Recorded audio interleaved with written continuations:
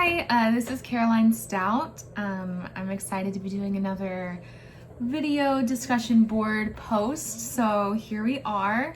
So I really enjoyed this chapter on Colossians. I really love the background that Gorman gave.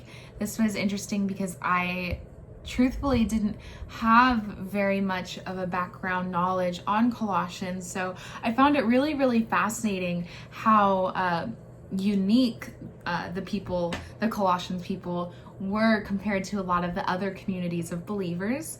So I liked in the introduction how Gorman stated that the letter to the Colossians exalts Christ as the cosmic sovereign and the pre-existent wisdom of God, in whom God's fullness dwells.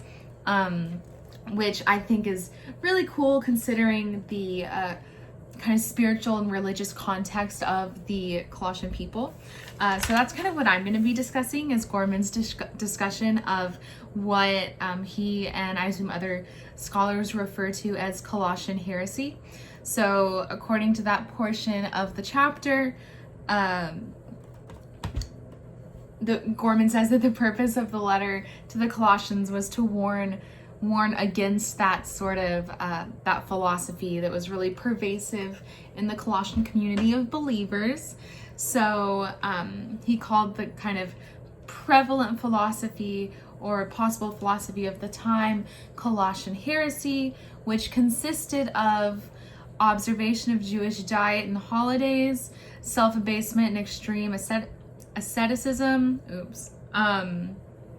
which likely included fasting and other disciplines, as well as angel worship, visionary experiences, and interest in elemental spirits of the universe, such as the forces that rule the cosmos and human life. So it's very spiritual and kind of woo-woo.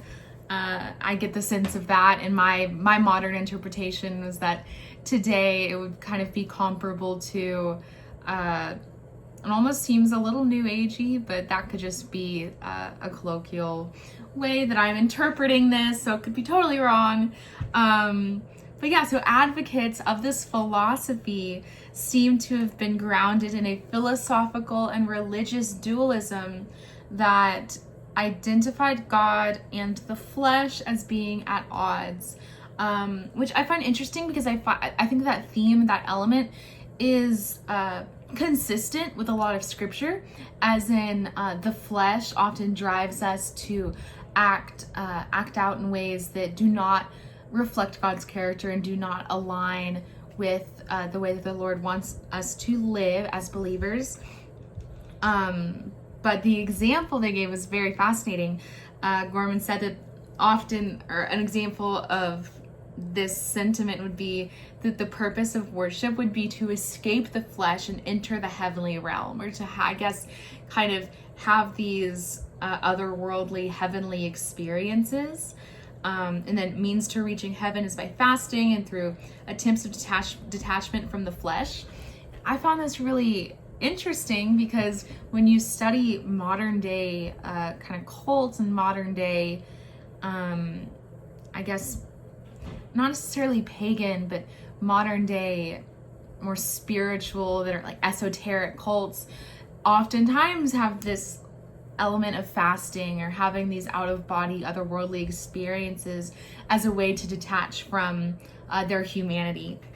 So this Colossian philosophy was syncretic in that it blends elements of certain pagan religions and philosophies with Judaism and with Christianity.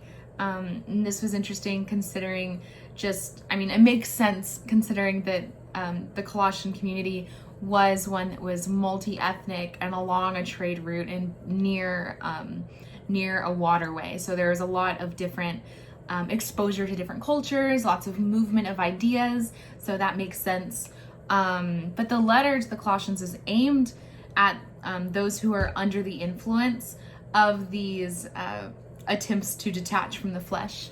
So the author's point is that this heavenly life of believers isn't one of extreme ascetics and visions, but of ongoing death to the old self in order to be renewed in the new self.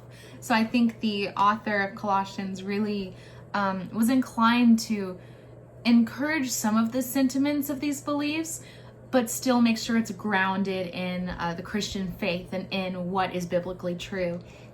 And to emphasize that this is accomplished not by external methods, but by the indwelling presence of Christ. And this is consistent with a lot of the other epistles and Paul's teachings, because there's really an emphasis on the internal spiritual life as being more important of the external practices. So yeah, that was a real quick 5 minutes. I know I'm over, but hope y'all are enjoying this class, and I'll see y'all soon. Bye.